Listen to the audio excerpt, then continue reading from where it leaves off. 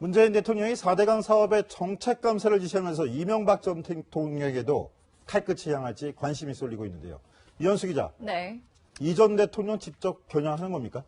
사실상 그렇다고 볼 수 있습니다. 사실 4대강 사업 자체가 그렇죠. 이명박 전 대통령의 최대 티적 사업으로 꼽히고 그리고 자체적으로도 그렇게 업적으로 평가를 하고 있는 사안인데요. 지금 제 뒤에 나와 있는 그 감사 일지를 보면 이명박 전 대통령을 겨냥하고 있다는 게 더 실감이 날 수 있습니다. 감사가 첫 번째가 아닙니다. 역대 2011년도에 1차 감사가 있었습니다. 이때 이명박 정부 시절이었죠. 당시에는 홍수 예방과 가뭄 극복에 그런 순기능이 있다라는 평가가 나왔었는데요. 이명박 정부 끝나갈 즈음에 나왔던 2차 감사원 감사 결과에는 수질 악화 등 총체적 부실이 있다라는 조금 상이한 결과가 나왔습니다. 그리고 나서 얼마 지나지 않아서 박근혜 정부 들어서 또 한 번 또 4대강 사업에 대해 감사를 실시를 했는데요. 담합 비리가 발견됐고 국토부가 담합을 방조했다라는 결과까지 나와서 검찰 수사로까지 이어졌었습니다. 그리고 그 사이 2015년 대법원에서 4대강 사업이 적법하다는 판결도 나왔었는데 다시 한번 이렇게 감사원 감사만 벌써 4번째 받게 되는 건데요. 사실상 이번 감사에서 어떤 결과가 나올지가 주목되고 있습니다. 자, 3번의 감사, 4건의 소송. 자, 4번째 감사 지시인데 정치권 반응은 어떻습니까? 네. 우선 아무래도 민주당은 그동안에 그 4대강의 그런 비리를 좀 주장했기 때문에 좀 반기는 분위기입니다. 일단은 4대강 그 단계에서 일단은 기업들, 건설기업들의 담합과 그런 비리 의혹이 좀 제기가 됐었죠. 11개 건설사가 입찰 과정에서 담합을 했다라는 그런 혐의로 검찰에 기소까지 됐고, 그래서 이 4대강이라는 게 건설사의 배를 불려줬다. 이런 의혹까지 좀 제기가 많이 됐었고, 그렇기 때문에 민주당에서는 이렇습니다. 만류에도, 야당의 만류에도 22조 원 이상 투입이 된 이 혈세가 낭비된 공사가 진행됐고, 이 과정에서 건설사의 배를 불려줬다. 또 생태계가 파괴됐다라는 게 기존 그 민주당의 기조였거든요. 이렇기 때문에 이번 감찰 무조건 반기는 분위기고요. 정청래 전 의원도 문재인 정부 너무 잘한다. 더도 말고 덜도 말고 지금처럼 했으면 좋겠다. 100점을 주고 싶다라고 첨언을 하기도 했습니다. 여당 입장에서야 뭐 잘한다고 할 수 있겠지만 야당은 좀 어떻습니까? 야당에서는 좀 우려가 섞이는 목소리가 있는데 그건 제가 직접 설명한 것보다 한번 목소리 들어보시는 게 나을 것 같은데요. 직접 한번 목소리 들어보시겠습니다. 좀 뭐 잘못된 측면이 있는지에 대해서는 한번 좀 점검을 해서 뭐 보완을 해 나가겠다는 건 모르겠지만 이 4대강 사업을 갖고 모든 걸 뒤집어 엎듯이 이렇게 하는 모습은 결코 바람직하지 못하다. 지지난 정부에 대해서 정치적 보복으로 비춰질 수 있는 재감사라든지 재수사는 신중할 필요가 있다.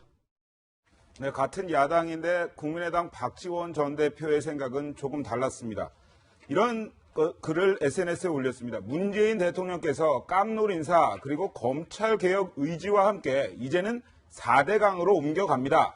이 역시 박수를 칠 수밖에 없을 것 같습니다. 이렇게 이야기를 하면서요.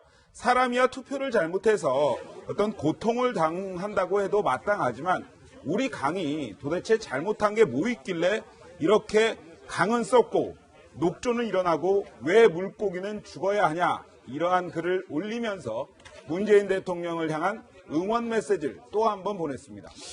조석호 기자, 이건 한 가지 좀 짚고 넘어가고 싶은 게 있는데 박지원 전 대표 하면 우리 정치데스크 출연에서도 대선 기간 동안에 문재인 당시 후보에 대해서 굉장히 비판적으로 가장 선봉에 서서 비판했잖아요. 그렇죠. 문재인 패권주의를 벌벌 떨어야 된다, 막 이렇게 벌벌 떨고 있다 이렇게 비판하기도 했었는데 요즘은 거의 뭐 찬사들을 이렇게 보내고 있는데 무슨 이유가 있는 겁니까? 그렇죠. 이유가 있는 것 같습니다. 문모닝이었죠. 아침에 일어나면 이제 문재인 대통령에 대해서 비난을 했습니다. 한데 대선 바로 다음날 굿모닝을 시작하더니 이제는 계속 찬사 어린 목소리를 주고 있습니다. 이거 왜 그럴까? 이것 또한 박지원 전 대표의 아주 전략이 깔려있다. 이러한 해석이 나옵니다. 왜냐하면 정치권에서는 정부 출범 이후에 한 2달 정도는 허니문이라고 별로 이렇게 각을 안 세웁니다. 그렇기 때문에 박지원 전 대표도 마찬가지의 뉘앙스인데 여기에 전략 하나가 숨어져 있습니다. 만약에 지금은 굉장히 잘한다고 하고 있지만 비난할 때가 왜 야당으로서 없겠습니까? 그때 확실히 어떤 비난 수위를 높이고 하려면 정말 잘했을 때는 내가 칭찬을 했다. 그런데 이번엔 네가 얼마나 못하길래 내가 이렇게 비난을 하겠냐.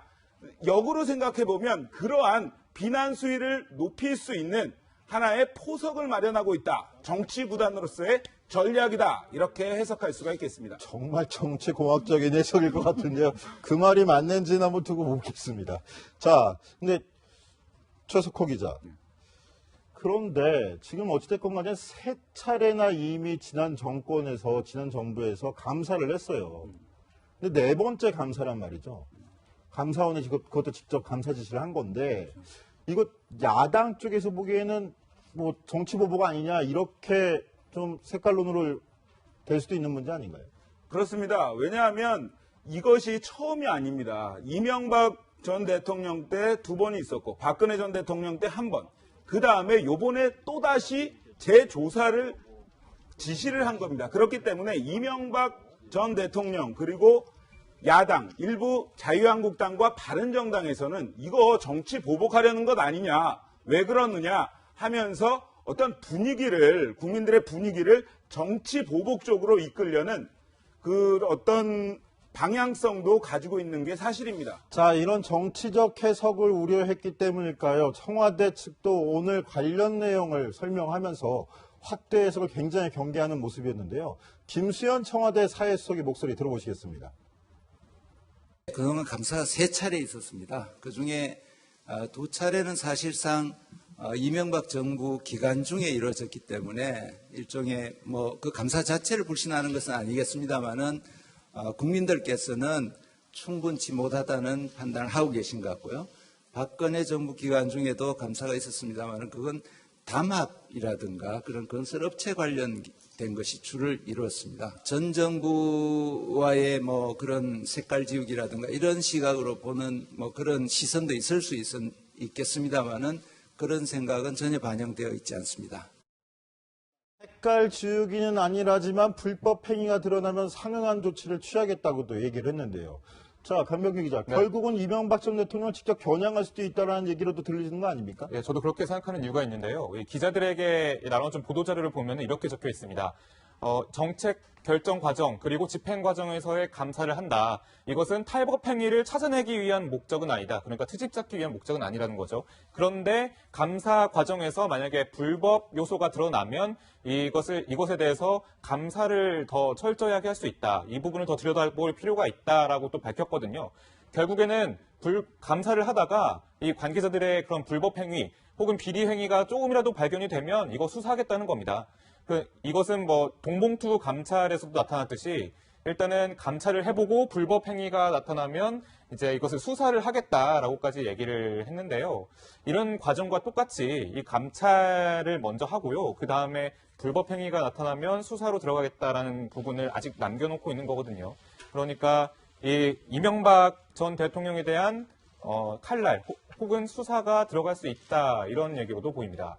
이런 상황에서 좀 대선 기간에 했던 후보들의 말이 다시 한번 주목을 받고 있습니다. 홍준표 전 지사, 이명박 전 대통령을 찾아가서 뭐라고 했습니까? 내가 대통령이 돼야 4대강 문제도 그렇고 이명박 전 대통령님도 무사할 수 있습니다. 이렇게 얘기를 합니다. 그리고 상반대의 주장을 내놓은 사람도 있었습니다. 이재명 성남시장입니다. 어떤 얘기를 했냐? 국토를 파헤쳐서 4대강을 녹조 라떼로 만들었다. 이렇게 얘기를 하면서 박근혜, 이명박 전 대통령과 감옥에 가는 것이 나의 꿈이다. 이렇게 얘기를 했습니다. 그 목소리 한번 들어보시겠습니다.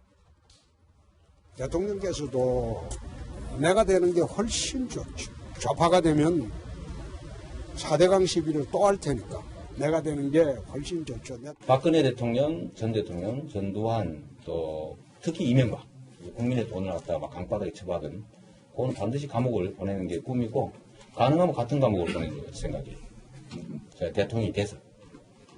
아마 제가 대통령이 안 되면 둘 다 감옥 안 갈 겁니다. 안 갈 거 하지 말아요. 내가 볼 때는. 네, 홍준표 당시 후보도 그렇게 얘기를 했는데요. MB 전 대통령에게도 내가 대통령이 되는 게 훨씬 낫다 이렇게 이야기했을 정도로 보수 진영에서는 사실상 4대강 재감사 이야기는 어느 정도 예측이 됐다는 분위기이긴 합니다. 다만 이 4대강 재감사로 이명박 전 대통령까지 겨냥을 한 것이냐, 이명박 전 대통령까지 뭔가 영향을 받을 것이냐를 놓고는 정치권에서는 좀 다른 시각도 있는데요. 사실상 측근들까지는 겨눌 수 있어도 이 전 대통령은 대상이 아닐 거다. 오히려 이렇게 정치적으로 상처를 주는 게 목적이 아니겠느냐 이런 분석을 하는 정치권 인사들도 있었습니다. 네, 문재인 대통령도 대선 토론회 당시 4대강 녹조의 원인을 두고 홍준표 후보와 공방을 벌이기도 했는데요. 당시 모습 보시겠습니다. 4대강 사업 때문에 수질이 악화됐는데 그에 대한 대책이 무엇입니까? 4대강 때문에 녹조가 많이 늘었다. 동의하십니까? 녹조가 뭐 때문에 생기는 겁니까? 물이 고이니까요. 그렇지 않습니다. 녹조는 질소와 인이 고온다습한 기후하고 만났을 때 녹조가 생깁니다. 소양댐이 지금 1년에 갇혀있는 시간이 얼마인 줄 압니까? 232일입니다. 소양댐 녹조 있습니까? 녹조가 무엇보다 뭐 때문에 생기는 건지도 모르고 지금 말씀하시는 거 아니에요. 오늘 청와대도 녹조 현상을 4대강 문제의 원인으로 꼽으면서 보 개방을 지시하기도 했는데요. 자, 이현수 기자. 네. 보를 개방해서 발생하는 문제들은 보상을 해줘라. 이렇게 청와대가 지시도 했죠, 오늘. 네, 그리고 이 4대강 전체에 사실 16개의 보가 있는데요. 그중에서 우선 6개를 상시 개방하는 조치를 했습니다. 제가 청와대에서 오늘 발표한 지시사항 문건을 구체적으로 살펴보면요. 여기 보에서 가둬두는 것 때문에 이제 녹조 현상 이런 것들이 심하기 때문에 우선 6개의 보를 상시 개방해라라는 지시사항 밑에 녹조 우려가 높지만 물 부족 지역에 물을 공급 중인 백제보는 제외한다라고 되어 있습니다. 백제보는 금강에 설치되어 있는데요. 이 백제보는 안희정 충남지사와도 관련이 있습니다. 2015년에 매우 극심한 가뭄이 왔을 때인데요. 안희정 충남지사가 그 4대강 금강에 있는 물을 끌어와서 가뭄을 해결하는 일이 있었습니다. 그래서 4대강 옹호로 돌아선 게 아니냐 이런 논란도 벌어지기도 했지만 오히려 실용주의 정책으로 평가받는 부분도 있는데요. 이런 부분들까지 고려해서 우선 일시적으로 다 푸는 게 아니라 일부만 푸는 것으로 결정을 한 것으로 보입니다. 예, 현 정부가 지금 즉각 조치를 취하라고 했던 이 4대강 사업, 이명박 전 대통령은 좀 자랑스럽게 봤습니다. 2년 전이죠. 2015년 12월 17일 날 MB계로 평가되는 그런 인사들 40명과 함께 이 4대강 그 구역을 찾았는데요. 현장을 집결했습니다. 당시 김윤옥 여사 그리고 유익 임태희 전 수석및 실장들이 모여가지고 이런 실제로 4대강 유역을 돌아보면서 얘기를 했는데요. 이날이 이제 12월 19일 날이 사실 피해가 극심했었고 그렇죠. 4대강 고에 모아놨던 물들을 가뭄 해갈에 쓰게 되면서 그때 사실상 4대강 사업에 대해서 재평가가 받는 게 아니냐. 그때 그 시절 아닌가요? 예, 맞습니다. 이게 가뭄에 효과를 본다라는 그런 분석이 나왔기 때문에 이렇게 이명박 전 대통령도 이제 긍정적인 평가를 내리고 있고 잘했다, 공사 잘했다고 평가. 자기 사업의 치적을 아마 마지막까지 홍보하려고 했던 모습이기도 한데요. 당시 이명박 전 대통령의 목소리 한번 직접 들어보시겠습니다.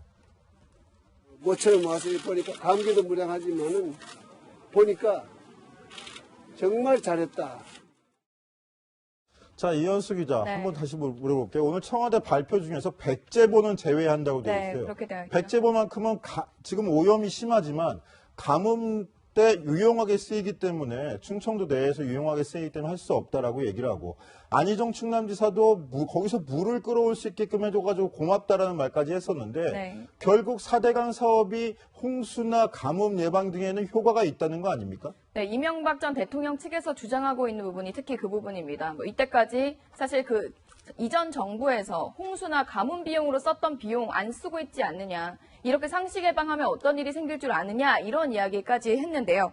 오늘 이명박 전 대통령 이 재감사 소식을 듣고 어떤 반응을 보였을까요? 우선 공식 입장은 정치적인 시비거리를 만들지 마라, 들춰내지 마라라고 이야기를 했지만 이 전 대통령이 SNS상에 올린 글은 그냥 태연하게 토요일에 들려왔던 우리나라 축구의 승전보에 응원을 보낸다라는 이야기였습니다. 근데 오늘 측근들이 관련해서 논의를 한 것으로 알려졌는데요.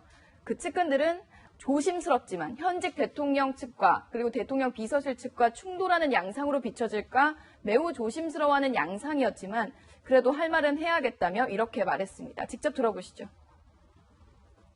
4대강 사업부터 공격이 들어올 거라는 건 이미 짐작이 됐던 바입니다. 두려움이 없고요. 우선 가장 문제가 되는 것은 여기에서 정치적인 의도가 숨어 있지 않을까 이런 부분에 대해서 사실은 사전에 우리가 경계를 하고 있어요. 애초에 우리가 이런 공격이 들어올 거라는 것은 예상이 됐던 바입니다.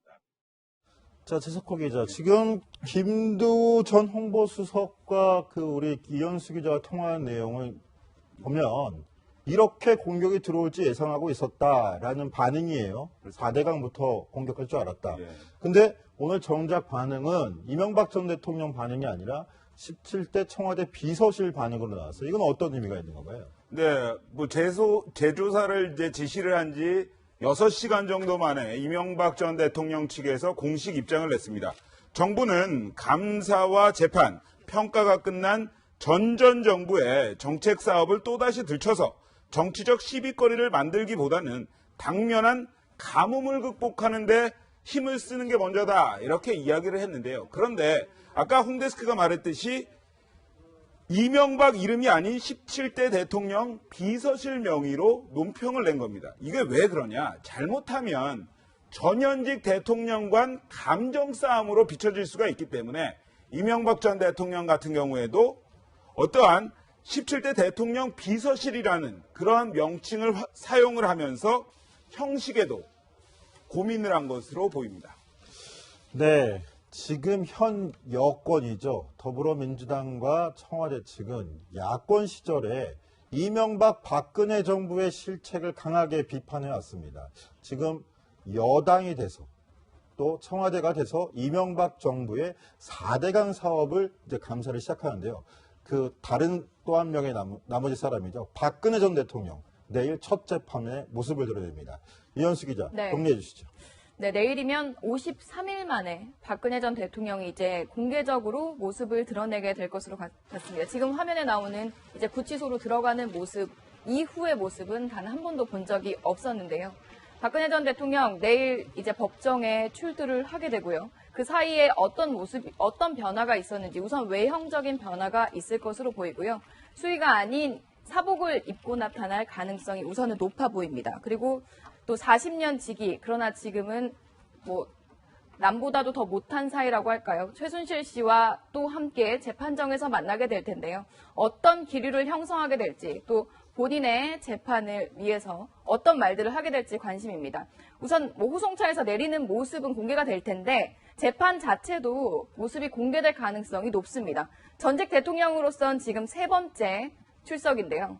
이 모습도 역대 이제 큰 재판이 있으면 텔레비전으로 생중계를 해왔었는데 이번에도 어김없이 재판의 앞부분 1분 30초 정도 일반 국민들에게 공개하고 중계가 될 것으로 보입니다.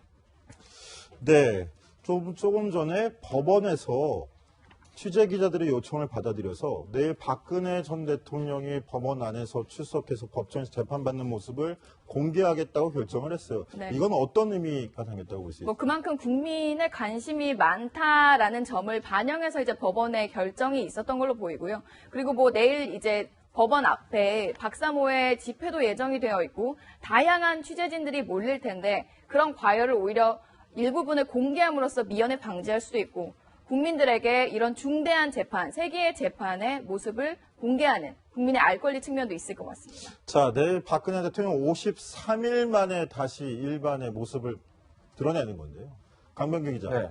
미리 한번 짚어보면 어떤 모습일 것 같습니까? 네, 말 그대로 제 주변 사람들도 박근혜 전 대통령의 모습이 가장 궁금하다 하더라고요. 최순실 씨 같은 경우, 그리고 조윤선 장관의 경우 각각 살이 빠지고 또 머리를 풀어 헤친 그런 모습들이 공개가 되면서 이렇게 많이 바뀌었구나 할 정도로 이제 사람들이 실감을 느꼈는데 박근혜 전 대통령은 어떻게 나타날까 좀 가늠해보면요. 우선 올림머리는 하지 못할 것 같습니다. 왜냐하면 구치소에서는 이제 머리핀을 좀 할 수가 없거든요. 왜냐하면 흉기가 되기 때문인데요. 흉기가 될 수 있기 때문인데요. 안전을 위해서 일단은 올림머리를 풀 것 같고요. 또 구치소 안에서는 안경을 좀 쓰고 다녔다고 합니다. 박 전 대통령이. 그래서 내일 그 재판에도 안경을 쓰고 그대로 구치소에서 생활하던 그 모습 그대로 나타나지 않겠냐라는 분석이 나오고 있습니다. 네, 구치소에서 법원으로 어떻게 오게 될까, 그리고 법원에서 내려서 어떤 동선으로 이동을 할까 관심이 많으실 텐데요.